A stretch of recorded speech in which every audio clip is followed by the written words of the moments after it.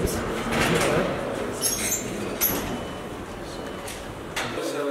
Geçmiş olsun. Allah razı olsun. Teşekkür ederiz abi. Geçmiş olsun. Allah razı olsun. Vallahi işte böyle bir asrın felaketi maalesef. İnşallah altından kalkıyoruz. Dün akşam bir daha bir şey oldu. Ama dediğim gibi yani biz buradayız abi. Çalışıyoruz zaten ilk günden beri buradayız. Malatya'nın yıkılan bölgesi daha çok iş merkezleri. Yani gece olduğu için Okula gönderecek şeyleri şimdi psikolojik olarak etkileyecek. Bundan nasıl kurtuluruz? Vallahi inşallah çabuk toparlansak bile bazı şeylerin izi kalacak yani. Bu izi de üzerimizden geldiği kadar çözmeye çalışıyoruz ama o iz kalacak yani. İnsanları çok etkileyecek. yani aşağı yukarı ulaşabileceğimiz her yere ulaşmaya çalışıyoruz. Yani o ilk günlerdeki sıkıntılar tamamıyla yani asgariye inmiş. Ama bu sefer yeni sıkıntılar başlıyor.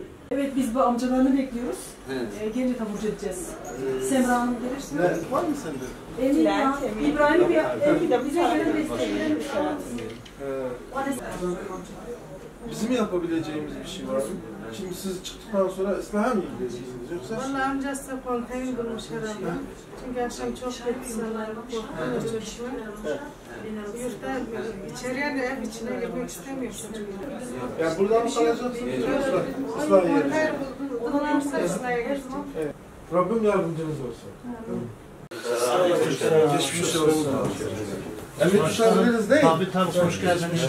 Hoş geldiniz. Bir daha verin. İnşallah. İnşallah vermezsin inşallah. Durumun nasıl? Onun altında mı kalmıştı? Yok. Buralar sıkıntı değil başkanım. Çok şükür. Allah'ın bugününe verdiğine vereceğine.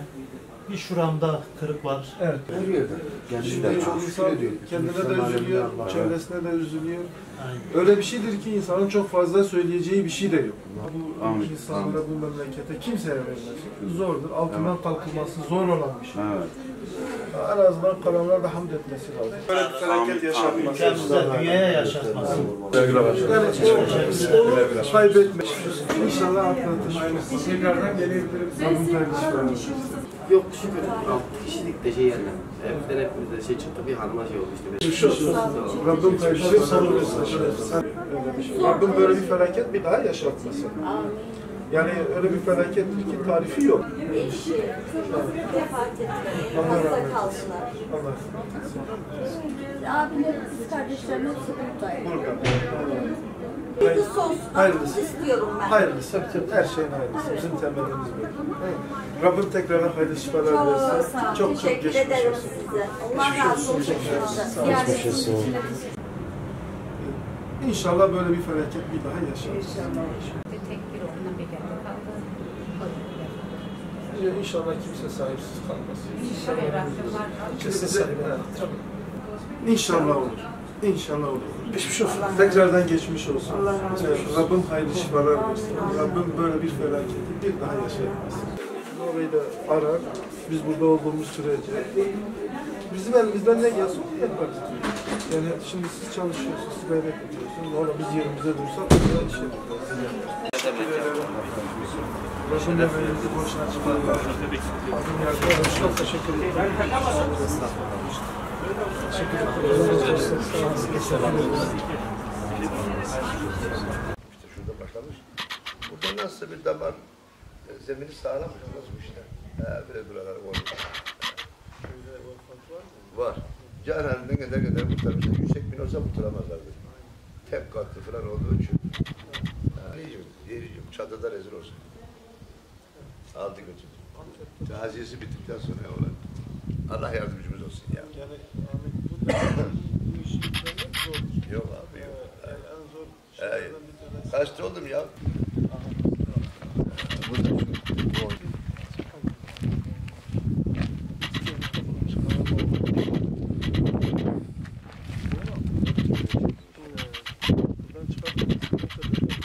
Yok abi şimdi 14-15 olması lazım. Havaya döner el almışsın. Geçen sefer de bunlara için köye gelmiştik.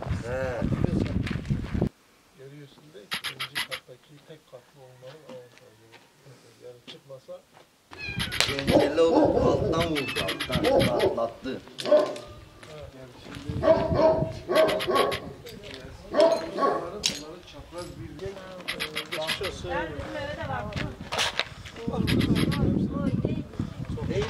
Allah'a şükür.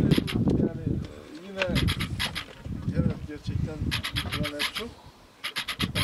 Dua edin falan Yok. hatta burada yok.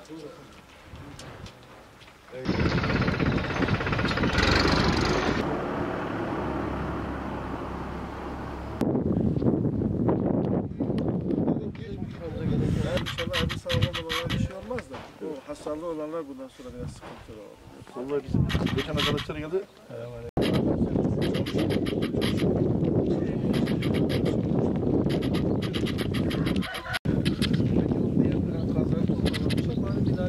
Zaten minare her gün geliyorlar da bir türlü minareyi yapamıyorlar yani.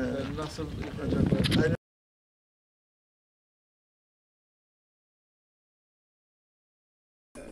Hedefimiz de bu. Diyoruz ki her biri bir tarafta otursa bu şey Tabii ki yani. Şimdi yani bir elin nesi var, iki elin sesi var.